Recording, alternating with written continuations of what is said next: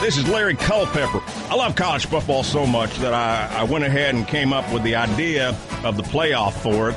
And the only way I can get ready for each and every Saturday of college football is by listening to the Championship Drive podcast.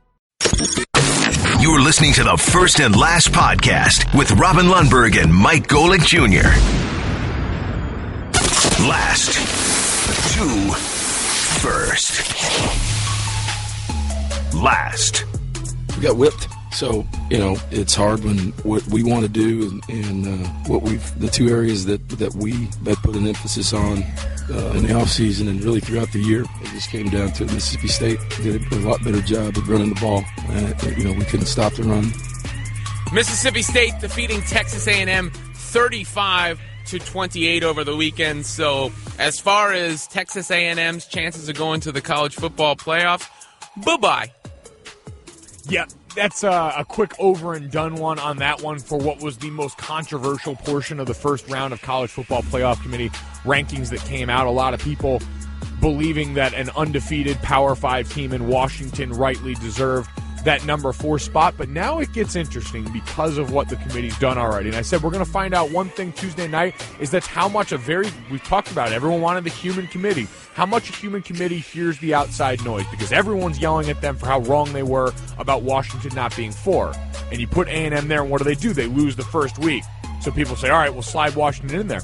Based on the criteria you set, and I was having this conversation with El Castegui, who works on the college football show I'm on down here. If you look at what the committee's done already, prioritizing strength of schedule even for a one-loss team, going by that standard, you put Ohio State in front of Washington in that 4 spot this week, and you do it pretty easily if that's the line of thinking. So you get to find out on the outside how much your voice gets heard this week. Ohio State crushed Nebraska. I mean, my goodness. I like Louisville because I want to see Lamar Jackson in there anyway. I'm looking at these scores because of make sure I get the score right, reading off the Texas A&M Mississippi State score, and I didn't even realize this. Maryland, I went to Maryland. They lost to Michigan 59-3. That's kind of embarrassing.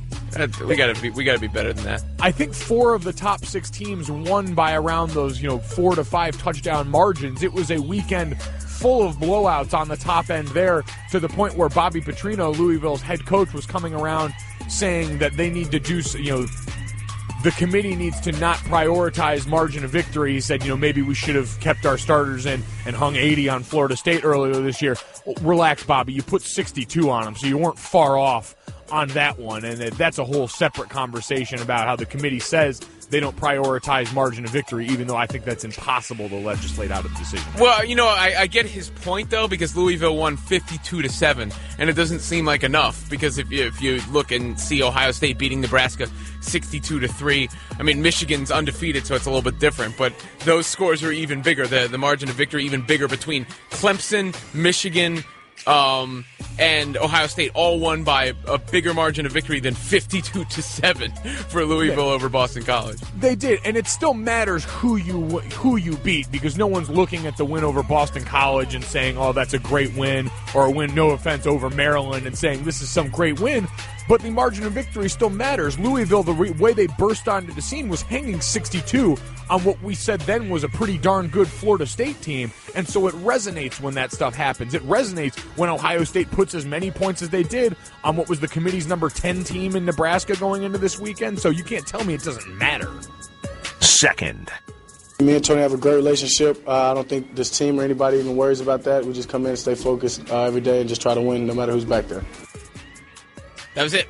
Dak Prescott is doing well for the Dallas Cowboys, and it doesn't matter who's back there for Dallas, as you can hear. And look, I think it's going to be Dak Prescott. I think at this point, personally, it's not even just my opinion on what they should do. I think what they will do is keep him out there unless he gets injured or he totally implodes over more than like a one-game sort of stretch. But Dallas, they've won 7 games in a row. They're now 7-1 on the season, and he really, for a rookie, almost couldn't be playing any better, especially when you take into the context of as mistake-free as he's playing. And from top to bottom, they've handled a process that from the outside, we've covered it. We had this conversation, the Dak Tony conversation, every single week. And as an organization now, it's easy. It's basically Monday's show, usually. It is, every week, and it's going to continue to be that way, I'm sure, especially as now it looks like Tony Romo could be active this next week when they do play at Pittsburgh. But for an organization, and it is easier when you're winning, but top to bottom, they've handled the situation as well as you could, from Dak saying this is still Tony's team all the way through, even if who knows if he actually believes that, but going out there and saying that, the rest of his team saying it doesn't matter who's back there, we're going to go out and operate this way. Jerry Jones spinning it the way he has in public. For an organization that we talked about dysfunction in the Raiders, who Jerry Jones has a bit of a history of putting his foot in his mouth as the leader of that franchise, it's been a pretty tightly run and tightly lipped organization about this subject through the season, and I think it helps continue to make it not a distraction for them. First. The crowd was terrific. The crowd was it was electric, and I'm so pleased to deliver the kind of performance they deserve. We gave them a great performance. We were well prepared, and we were physical and tough, and we were smart. That's what we're looking for. That was Jack Del Rio, head coach of the Oakland Raiders, who beat the Broncos last night on Sunday Night Football. We talked a little bit about Jack Del Rio earlier in the show, but you know how certain people's words are going to resonate with you more than others. And I was talking to Marcellus Wiley, or I have a couple times, about Jack Del Rio, and not just like on the air, not like, hey, what do you think of Jack Del Rio, but because he played for him, and you can just sense his admiration for the guy. And Marcellus is a smart dude, obviously, and has been around the block. So it stood out to me, because it wasn't like we were doing a Raiders conversation. It was just like, wow, he really likes Jack Del Rio. And now you see Jack Del Rio at the helm of a Raiders team that's turning around their reputation.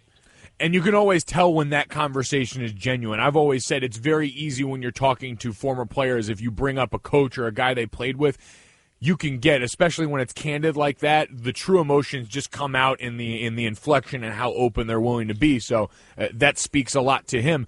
And Jack Del Rio mentioned it, that environment last night in Oakland, you talked about their rabid fan base before, that place was jumping. In the beginning of that game, and I know the defense is far from the strength of that team and far from a finished product, but we've talked about some of the young pieces they've got to build around there and just the environment. The beginning of that game last night felt like a game that we traditionally have seen between like Seattle and Denver. Like, that's the kind of environment that felt like, where they're coming, they're getting after the quarterback, they're coming down and hitting guys on those routes underneath, they're playing fast and physical, and that environment was really supportive of all that. That's what it felt like to me, those great Seattle teams that we saw dominate at home at CenturyLink for so often out there.